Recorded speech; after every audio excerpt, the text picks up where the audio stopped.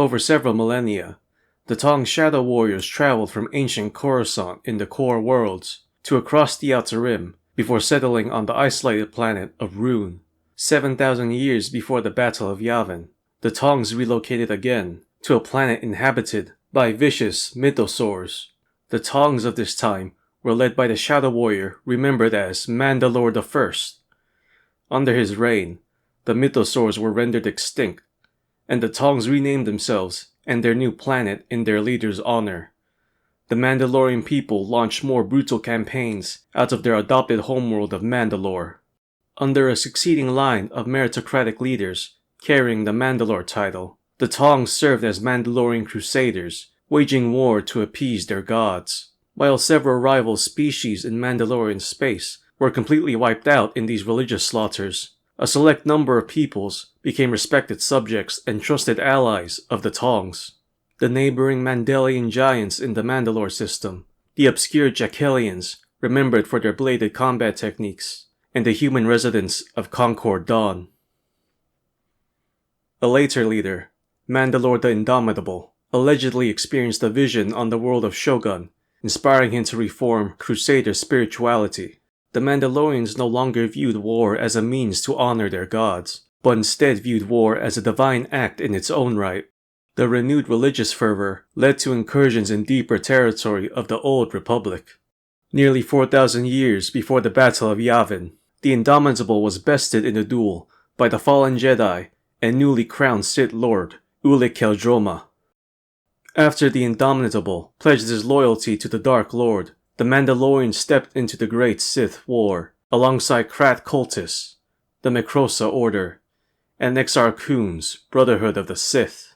The war is remembered by the Mandalorians as the Great Shadow Crusade, as the descendants of the Tong Shadow Warriors were finally able to return to Coruscant in bloody homecomings.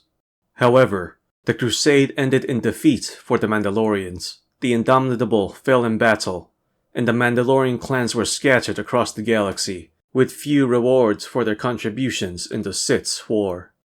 Yet a young Tong who served under the Indomitable retrieved from the slain warrior's corpse the famed Mask of Mandalore, first worn by the original Mandalore I. Under this ambitious Tong's leadership, the Mandalorians underwent another series of reforms remembered as the Emergence that would alter the course of Mandalorian history forever. This young Tong, remembered as Mandalore the Ultimate, accompanied his brothers and sisters back to Mandalorian space and spearheaded an extremist faction within their people, the Neo-Crusader movement. One of the more radical ideas of the movement was to accept non-Tong individuals as fully recognized Mandalorians, so long as they adhered to Mandalorian practices and codes of honor. The Ultimate claimed to have experienced his own vision on Shogun, like his predecessor, but hidden Sith agents secretly influenced the Ultimate with promises of prestige and glory. Ignorant of the deceit and manipulations by the Sith, the Neo-Crusaders became popular with the many disgruntled Mandalorians, eager to reclaim their lost honor from the last war.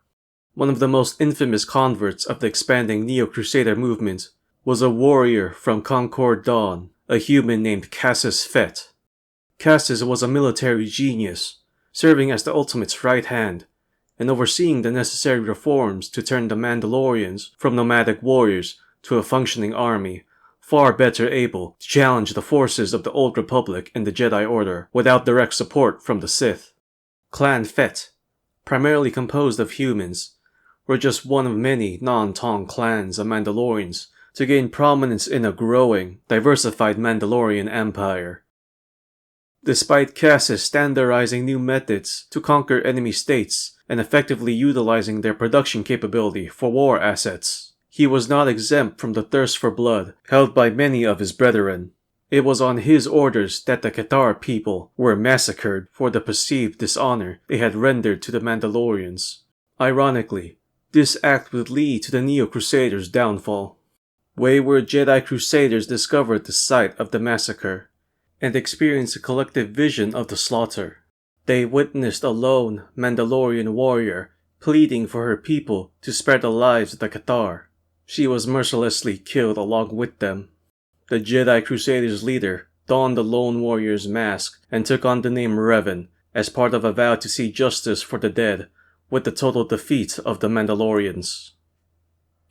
During the Mandalorian Wars, Revan became the architect of the Neo-Crusaders' destruction.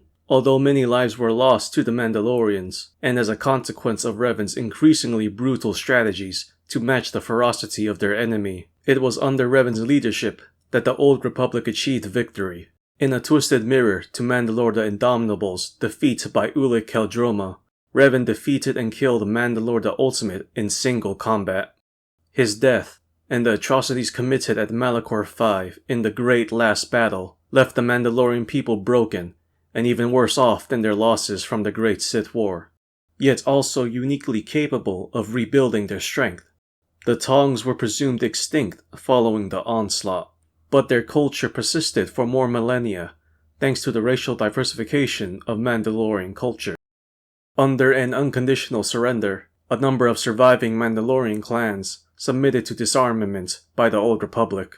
They carried their shame with them back to Mandalorian space, while several other Neo-Crusader survivors reverted to autonomous nomadic tribes. Many of these disillusioned soldiers dispensed their codes of honor and became lawless mercenaries. They waged war not for spiritual reasons, but to simply fill their own pockets with credits and whatever other desires they succumbed to. Opposing this cultural shift were the journeyman protectors of Concord Dawn. Cassus Fett had fallen during the war, and his clan was no exception to the impoverished state afflicting the rest of the Mandalorians. But the protectors advocated following higher moral values than those derived from the Tongs' supposed canons of honor that had led to several centuries of bloody warfare.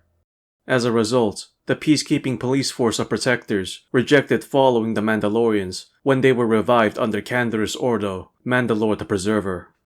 While the Mandalorians underwent several periods of galactic notoriety and cultural division in the centuries to ensue, the farming communities of Concord Dawn remained decidedly neutral, unaffiliated with their former brothers-in-arms.